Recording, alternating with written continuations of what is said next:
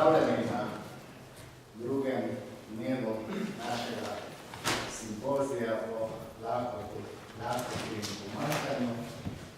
Upam, da nas ne trpite, kakve lakote je kakve pomanjkanja. Mislim, da si da podpadne odmora malo sreže, da tam bilo zadnji.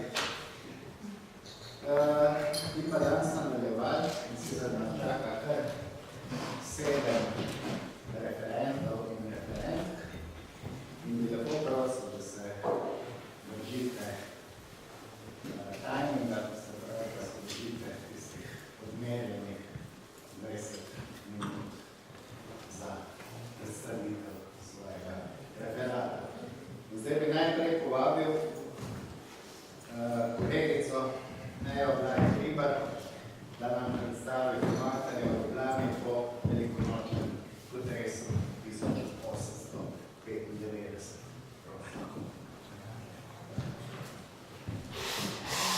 Lepo zdrav sem. Kako je že kolega zgodno povedal, moja tema je pomanjkanje v Ljubljani po potresu. Mislim, da je to en datum, pa letnica, kar vam v srednji šoli rekli, da če se razbudi o polnoči, morate vedeti, to je 14. april 1895.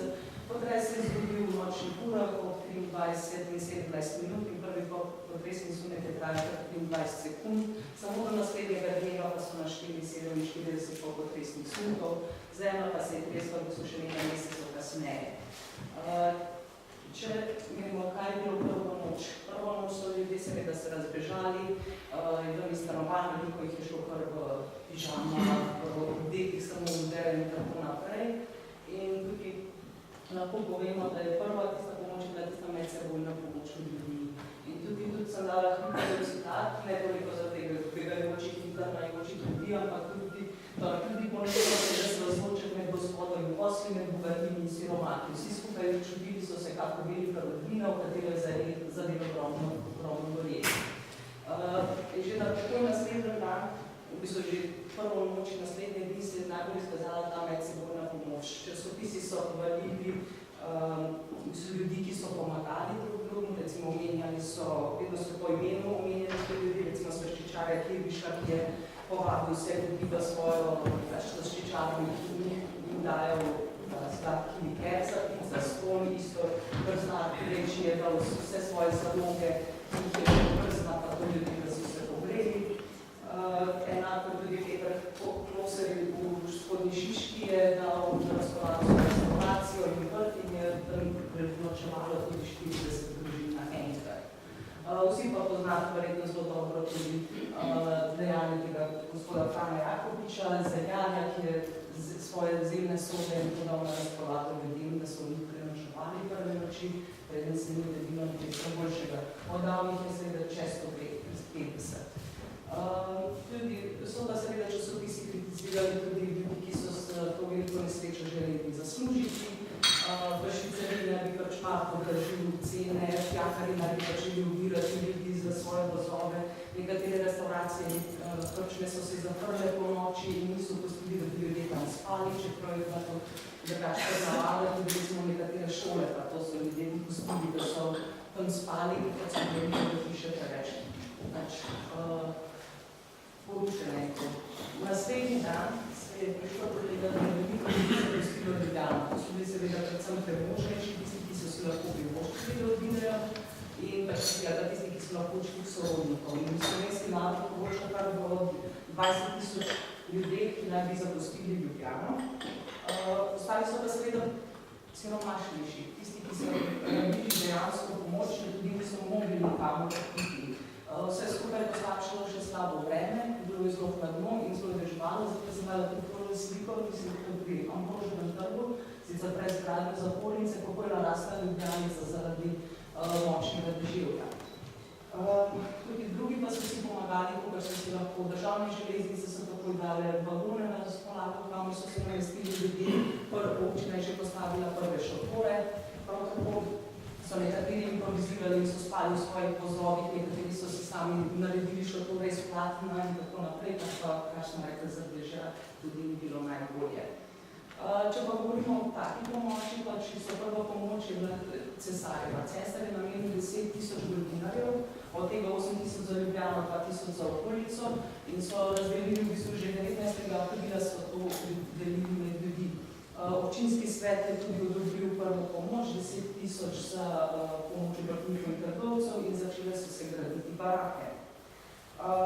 Do organizirane pomoči, predvsem prehrani, ker kot smo prej rekli, so se ljudje pomagali med sabo, začele so sprehajati voda, so bili na začetku veliko darovali ljudi v naturi. So dali kruh za kruh in za mleko, ali pa so poslali gospod Karel Ruhman je dal 100 kg pšenične moke. Opozorila bi še na gospoda Gruberja iz Opatije, ki je postal 7 vreč kruha, zakaj, ker se je več mesecev kasneje vsak teden skoraj postal še kakšno vrečo kruha. In prvo so se vedeli, ljudje so bili lačni. To tudi ti grozni dnevi potresa, piše takšna beda je bila, kako so ljudje stradali. In ko je prišlo do te prve pomoči organizirane, ko so se poslale te javne, ko so javne kuhne začele deliti, so je bilo veliko drenjanja. Prva stvar, ki se je zgodila, je, da državni predsednik Hajn je dal na razpolago ne vem veliko prenosnih peči in ognjišč, zaradi tega, ker je bil problem tega, da tudi če so ljudje imeli hrano, niso imeli kaj skuhati. V stanovanje pač večinoma niso mogli, če pa je bila hiša še v redu, se je pridel dimnik, kar je spet onemogočilo kuhinjo. Drugi pa spet, tudi v šotoru ne moš kuhati in tako naprej. Zato je zanimiva je Heinrich Kammer, ko je poročal o tem, ko je razhodanje prevedel ta tekst iz nemščine, pisal, kako je hodil po Ljubljani, gledal, kako so ljudje v zvezdi pred šotorom imeli prenosne peči in so si sami kuhali hrano. Druga stvar pa so bile te ljudske kuhinje, kot sem omenila. Bile so kar 3. Prvo je postavila Kranjska hranilnica, ki je iz svojih sredstev omogočila, da se je postavila kuhinja na središče in je vsak dan razdelila čez 1000 obrokov. Nekaj so pač financirali tudi te milodarje in tako naprej. Druge 2 sta bila pa je prišli pa iz Dunaja. Freiwillige Rettungsgesellschaft je predpeljal 3 vozove, ki so jih postavili, financirala je deželna vlada to hrano in so delili na 3 koncih mesta. Tretja je bila pa Volkskuchenverein, ki je pa prišla iz Dunaja. Tudi Dunaj je financiral to hrano, plus darovi in tako naprej. Pomagala je pa baronica Hajn. Ona je zbrala te gospe iz društva krščanske ljubezni, so kuhale, to so bile premožne gospe, ki so šle kuhati za ljudi in so s tem izkazvali neko podporo. Zaradi tega je baronica Hajn nekaj mesecev kasneje tudi dobila posebno priznanje za človekoljubnost in tako naprej. Pač seveda pa prihajalo do zlorab. Slovenski narod je tudi začel poročati o tem, da pač hodijo po to hrano, ki je bila prvo zastonj v teh ljudskih kuhnah, da hodijo ljudi, ki jim ne bi bilo treba, ki imajo dovolj denarja, pa se vse izrinejo naprej in tako ne ostane za siromašne. Drug primer so našli pa v neki prošnji Franca Kržana, ki je pisal sicer za prošnjo za podporo na občino, ampak je potem v spodje še dopisal, da njegova otroka sta šla po hrano, ampak te brambovci predali, ki bi pa mogli pač vzdrževati red, so predviditi, so jih posebno poznali, spuščali naprej. Njegova otroka sta ostala brez hrane. To je bila tudi ena žitošt, tudi tisti grozni dnevi potresa, ki je knjižica, ki je šla okoli 1. maja, se pravi obnovi po potresu, opisuje kako hudo drenjanje, ljudje so se skoraj rekli za tisto hrano. Veliko je pomagalo tudi znižanje tarif, recimo državne železnice, kasneje tudi južna železnica so znižale tarifo za prevoz hrane in stavbnega materiala, kar pomeni je to olajšalo pač finančno in hkrati so se pošiljale, recimo vojska je poslala konzerve, potem Rdeči križ je nekaj hrane pošiljalo tudi na ta način, ker nekateri ljudje so lahko, ki pa so imeli možnost, so se pa sami lahko pripravljali hrano. Ni to treba tudi že pač pripravljene. Nekatera del se je tudi prodajal. Konec aprila se je zmanjšala ta potreba po javnih kuhinjah, vidi se v časopisih, so vsak dan poročali, danes bo delila hrana tam pa tam ob tem uri, na kar so pisali tudi danes se razdelilo toliko obrokov, danes toliko in se vidi to postopno zmanjševanje in tudi ta Dunajska Rettungsgesellschaft Gesellschaft že 24. aprila eno skupino zapre in jo da baronci Hajna uporabo, eno predstavijo na pot, kjer še naprej budijo hrano, no, v eni pa začela hrano prodajati. In prav tako je tudi ta dunajska Volkskuchen začela en del hrane prodajati, postavili so se kuhinje za silo, to so fotografiji, prodajali so se sicer po nizki ceni, relativno 15 krajcarjev na obroke, 10 krajcarjev za v kostnih dnevih. In ta zelo pomembna stvar tudi ta splošna pomoč nabiranja darov. Še smo včeraj poslušali, kako je za notranjsko problem, ki je bilo tako veliko nabranih darov za Ljubljano, ki so v velikih številkah, kako govorimo. Namreč veliko je pomagal, recimo Cesar je prišel 7. maja v Ljubljano, časopisi so naredili zelo veliko akcijo nabiranja teh darov. Recimo na Dunaju se je ustanovil v bistvu odbor za pomočno akcijo v korist Ljubljančanov, nabirali so tako mesto, dežela, razne odbore, dali so se recimo kulturne prireditve dobrodelne. Princesa Vidiš Grecova je recimo organizirala kulturni bazar na Dunaju za ponesrečence v Ljubljani. In pa zdaj denarje prihajajo v Ljubljano in samo magistrat je do konca septembra pridobil 162.750 dinarjev in 57 krajcarjev. Iz različnih dežel, tudi iz Nemčije in drugod iz tujine, govori se o Ameriki, da so iz Amerike pošiljali. Ampak to je samo, kar je mestni magistrat dobila še deželna vlada in komite in tako naprej. Kaj se je pa dogajalo z temu darovi, pa druga zadeva? Za magistrat sam lahko rečem, da ni bil namenjen tisti direktni prvi pomoči, ko bi prvi dnevno nabavali hrano ali pa stvari za ljudi in dal, ampak so kar nekako pripičali. Kritika je bila 20. avgusta, je razen tistih prve pomoči, ki so je takoj po potresu dali občina od tega denarja ni razdelila še ničesar. Šele 20. novembra lahko beremo, da je bilo porabljenih 92.000, kar pomeni dobra polovica samo od vsega skupaj.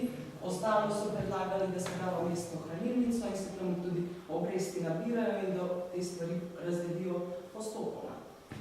Kar je sicer dober za dolgotrajni razvoj in tako naprej, in so pa ljudje v tistem trenutku imeli od tega kaj veliko. Tukaj, da je malo organizacija občin škripala, lahko ugotovimo tudi z tega, da do 30. oktobra ni bila poslana še skoraj nobena potrdilo o prejemu darov, kar je tudi velik problem bil in mogoče tudi za tega, kateri niso več darovali kasneje. Ljudje so bolj občutili tisto direktno pomoč, ki je takoj prišla v naturalijah, ki se je pošiljala hrana, kot tudi gradnja, recimo barak, zato prišli so očeta pionirjev, prišel je Rdeči križ, ki je gradil, pokažem, kako je Rdeči križ je zgradil, tudi barak je za deželno bolnišnico, si to se lahko zahvalim kolegu Derevaku, ker mi je poslal iz časopisov, zanimiv članek za pregled.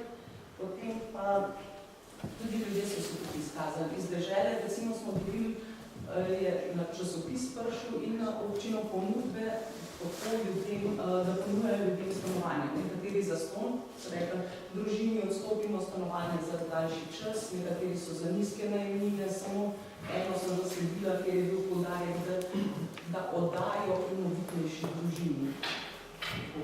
Tudi v časopisu, tudi v reklamah, recimo reklamnem delu je tega zelo veliko, oddamo na deželi in tako naprej, za nizko ceno tudi hrano.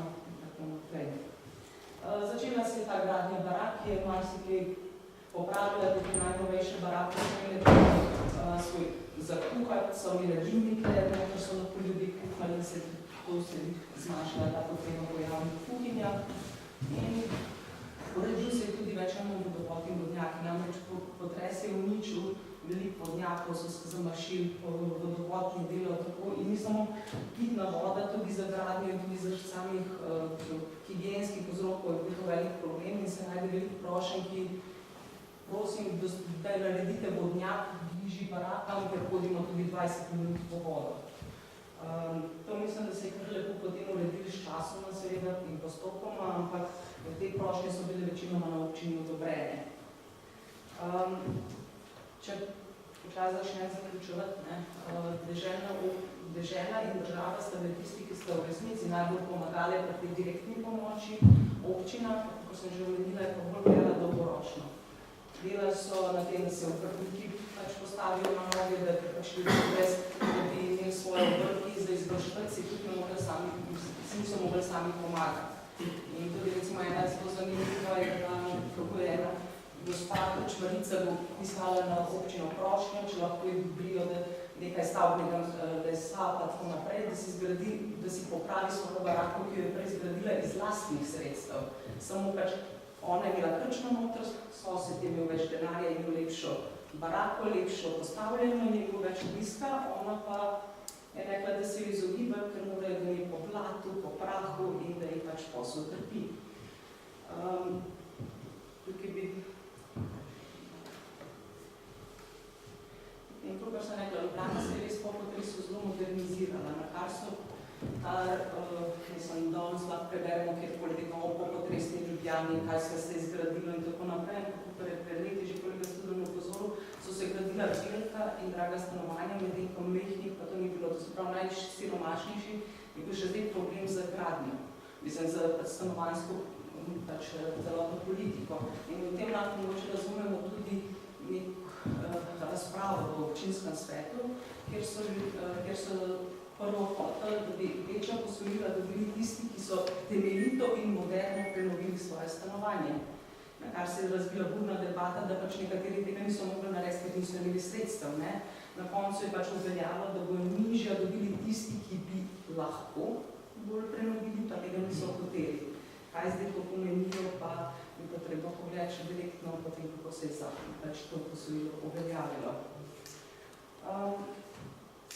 Če sem še na hiter, sam problem potres je naredil to, da pomankanje ni bilo krivo, ne vem, neka slaba letina, nek hud gospodarski zlom ali kaj takega, ampak res tista katastrofa, ki je onemogočila ljudem, da bi se sami preživljali. Takrat je bila draginja, jaz sem tukaj izbrala iz Slovenca te tržne cene v Ljubljani, ki so naraščale, ampak med samim potresom 17. in 29. aprila, katere so narastile, katere so se pa celo znižale, zato bi bila potrebna malo podrobna analiza, ampak sam potres ni povzročil pač nekujše draginje, kakor je bila pač tako in tako na celotnem trgu.